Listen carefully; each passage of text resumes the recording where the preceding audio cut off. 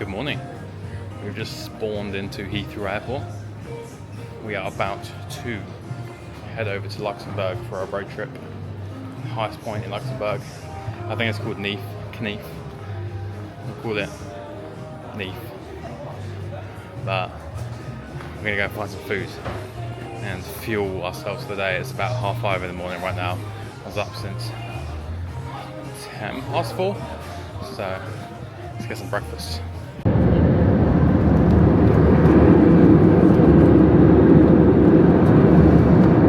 We've made it to the car. We've made it to Luxembourg. A pretty short flight. It was only 50 minutes. So yeah, we got in the car. This, honestly, let's backtrack a minute. I've got to tell you my plan before I tell you the car, the story. So I am going to hike. Let's just call it kneiff. I have terrible pronunciation of anything outside of my English vocabulary. So we're going to go and do that now, about an hour drive away. It's a very small country, Luxembourg. Then we're going to drive up into Belgium and do, I think it's called Signal de Bottorange. I don't know, but that's the highest point of Belgium. Then from there, we are then going to drive up to the Netherlands, to Valsburg, to the highest point there. And then from there, we're going to then drive all the way to Amsterdam, drop the car off at the airport, catch a train back into Amsterdam, and then stay in Amsterdam for like a day and a half, 2 days. So that is the plan.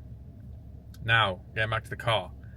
Because I am picking up in one country, driving through multiple countries and dropping off in another country, the cost of hiring a car is just outrageous. So with everything, what's it called? Cross-border driving, even CarPlay was extra. I ended up for three days of car hire cost me like €800, just because I'm dropping off in a different country, which is mental considering I've hired cars in other countries multiple times, and it's very cheap if you're dropping it back at the same place. So keep that in mind if you're wanting to road trip. Either just drive from France over, get the Eurotunnel and just drive. It's longer, but it's going to be cheaper in the long run most likely, because yeah, it is a fair whack to do 3 days worth of driving.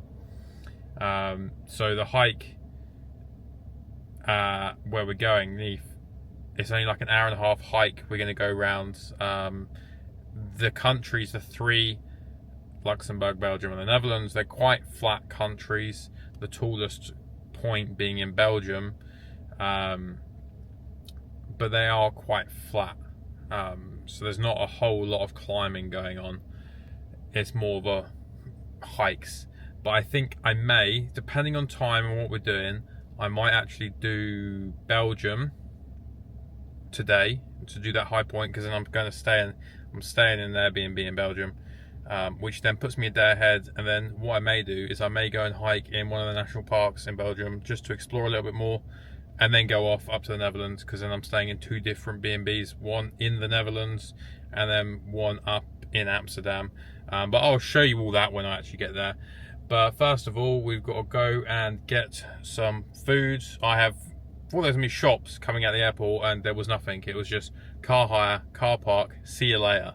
So I've got to remember that we're driving on the other side of the road this time, and let's get to it.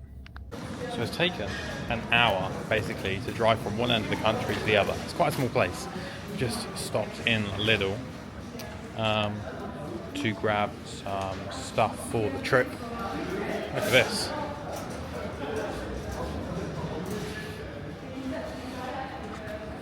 Look how tasty these look. These. I've never actually really been to a Lidl before, and this is a whole new world for me. But yeah, let's get some stuff and then we'll hit kneiff, Big K. We've made it to the car park finally, where we're going to start. Had a slight mishap about 5 minutes ago. Because I'd got all my water just then, I filled my platypus up just now, and I didn't screw the cap on properly, so I chucked it in my bag, and it had leaked about a litre of water out into the bag, which was fun. But luckily, everything was in a dry bag, so it's fine. There's no dramas caused, just a wet bag. Well, the bottom's wet. Anyway, these pastries from Little Bakery are fucking majestic. Like, it's filled with chocolate goodness. I just ate one that blew up in my face. I've just managed to get out my beard. But anyway, enough of the chit chat, my friends. We're gonna get the bag out and start, because it is getting on a little bit. What is the time? It is 1:45, so I reckon we're gonna be done about 3. Plus, then we got to drive. I might not get to the Belgium high point today, but it doesn't matter because I planned it for tomorrow. I was just trying to get ahead, but I'll still be ahead because I'll leave early tomorrow morning. Anyway, let's go. Kicking things off, we have the donkeys. Donkey. Hello. Look at him. Hello. Look at that big nose. He's oh, look at him. Hello.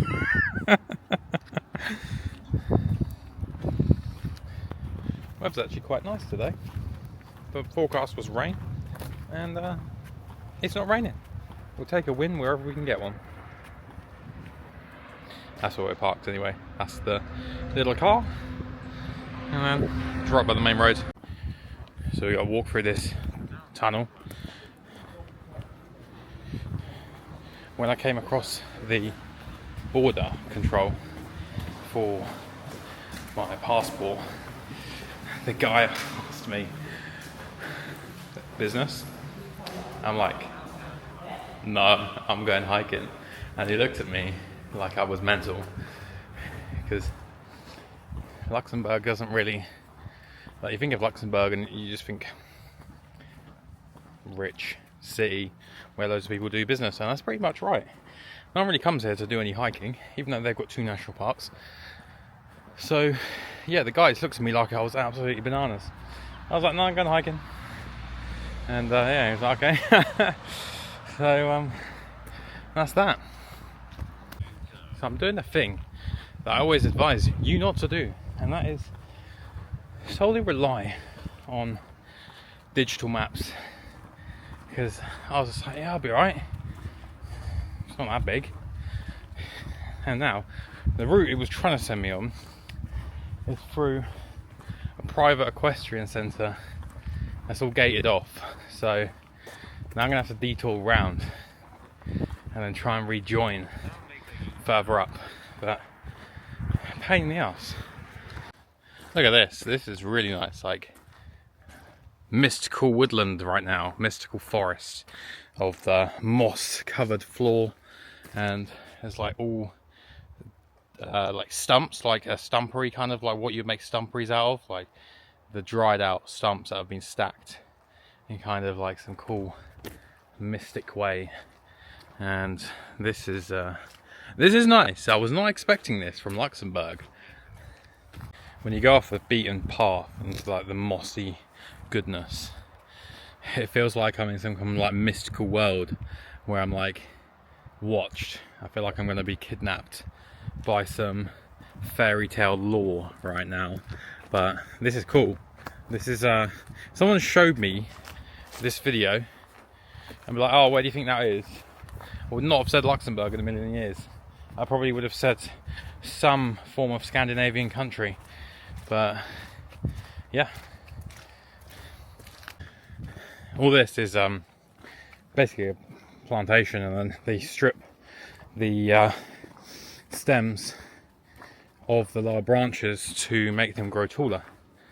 It's how we work in forestry, because you want to get them to grow tall, straight, as quick as possible to maximize the amount of usable timber you yield per harvest. So this is all, like, driving here, there was loads of like timber merchants, like where they've just had all the timber brought in and it's getting loaded up for export. So I think Luxembourg's quite a big part of their economy, it looks like, is forestry, because I don't know what else is in Luxembourg really, other than trees and farmland. But all I've been walking through at the moment is just this really nice woodland, so it's quite a lot of trees around. So far there's been a lot of like equestrian places around, lots of stables. I don't think I've actually, that's a lie, I have seen one normal sized horse. The rest are either donkeys or, we can see them, little tiny horses. Very nice. Look at him, so small. But yeah, I've seen one life-size horse. The rest are all tiny. Is it like a Luxembourgian people, just really small? Actually, another thing there's loads of in Luxembourg that I've seen is, let me see, oh shit, no, that's the wrong button, there we go. You can see them over there, the wind turbines. There's just like loads of them. Loads of little wind turbines. We're in the beach woodland now anyway. Gone from the pine to the beach. As you can tell, my industry is to do with trees. So whenever there are trees in a foreign country, which is 100% of the time, I'm like, wow, look at all these little information boards here. So they kind of got like a mixed of like languages here. There's Luxembourgish, which is their actual language, and then they speak mostly French, and most people in the city will speak English. As I found out, in the sticks they speak French and very little English, and if you're like me, who just is awful at French, and I had no interest in French at all, it just wasn't for me. I did it because I was forced to at school, and it was not an enjoyable experience. So none of it stuck apart from bonjour.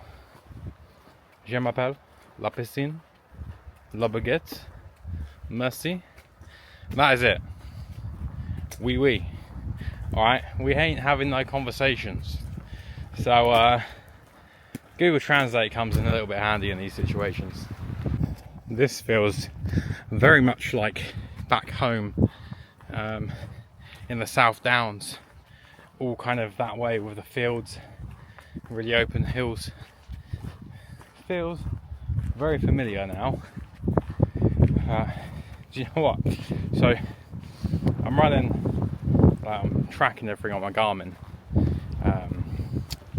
It just shows you like the pace and everything, blah de blah. It's quite funny to actually realise how often I stop to like take photos or content. It's a lot. So give an example. Cadon to Hill, which we did our last one we just did 2 weeks ago. My moving time was 5 hours, 5.5 hours. My overall time was like 8.5 hours. So I spent that many hours standing, taking photos, getting content, videos, everything. So it does add a lot on. So I don't care about speed hiking. I don't care about that, because the way I love photography and just like capturing the moment in either a video or a picture means far more to me than smashing a 5k in like 20 minutes. So yeah, it does add on time when you're out hiking in beautiful places. As they say, on the road again. Kind of peaked up up there. If there's anything to go by, which I would not trust it, I believe this is the road to kneiff. Don't hold me to that, because every time I say I believe this is the road to somewhere, it never is. Alright, I was semi-right. This is the road to kneiff. Kind of forks. I give myself 50-50 points for that. I think I can see the to what I believe is the tallest point, the summit. I think this is it. We've arrived at the summit, kneiff. Wait, hold up, I need to video evidence. There we go. There we go. I'm now standing on the summit of the tallest point in Luxembourg, which is, tell me how tall it is here. Let's have a little look on. That pole is really loud behind me. It is whistling away. Let's have a little look. 560 meters, I believe. Let me just fact check that before I confirm that I'm wrong. 560 meters is the tallest point in Luxembourg, which we are now at. And that pole is just still loud. But here we go. This is it. The tallest point. You ain't getting no taller in the Berg. There you have it. And that's it. That is kneiff. It's just a short walk back to the car park now, from here. I don't actually know what my time is because I accidentally pressed lap. This is the only thing about the Garmin Fenix 7 or X7, whatever it's called, is if you flex your wrists and you're wearing like a jumper or a jacket, you start pushing buttons that you don't want to be pushing. But I'm not too sure if you can lock that so it stops it happening. I haven't found a way to do that yet. But yeah, it's a bit of pain because it does push buttons you don't want to be pushed and take you off on some weird place. But yeah, anyway, so it's probably like maybe 10 minutes back to the car, and then that is it. Luxembourg completed. Here we go, and we are back. I literally only think we were out for like an hour and 10 minutes, maybe an hour and 20 tops. But yeah, it was not long at all. It was let me just check. So it's about just over 5k. Really, yeah, just over 5k. And there's my little friends. My little friends are back. Hello, donkeys. So I'm a man that likes to learn from his mistakes. So last time when we were in Ireland, we got charged €100 because my muddy feet got the footwell muddy and they had to clean it. So to solve this problem this time, I brought some trainers, which I've got to try and keep in some kind of not dirty fashion. But live and learn, people. Onwards to Belgium now. So we've arrived in Belgium. It's like a half-hour drive. I just take a little detour, go to the toilet, and I had to swap over my eSIM from my Luxembourg SIM to a Belgian SIM, which is easier said than done because you need Wi-Fi for it to work. So I had to try and find some in the middle of nowhere. Anyway, so we're just at the Airbnb now. I was gonna try and squeeze Signal de Botrange in. So how you say it? We're gonna call it Signal. Be much easier. Anyway, so I was gonna try and squeeze that in, but we're a couple of hours too late to do that. So I'm gonna hit it early tomorrow and have a good old day. Might go to one of the national parks after as well. But anyway, here is the Airbnb. Here we go. It's just like a little wagon on wheels, a wagon wheel. I haven't had one of them in ages. It's a bit slippy, it's a bit wet, moist. Got some little chairs in here. please enter. This is my house. This is a little chair, It's a little kitchen. This is like a little kitchen area. Coffee, tea, all that jazz. I don't do double beds, it's just 2 single beds. It's actually really warm in here. It's got a nice little heater, a little radio. So I might see what's on the radio. And yeah, this is my little home for tonight. And then I'm just here one night, and then I'm going off to another little place tomorrow night. So yeah, I'll catch you in the morning.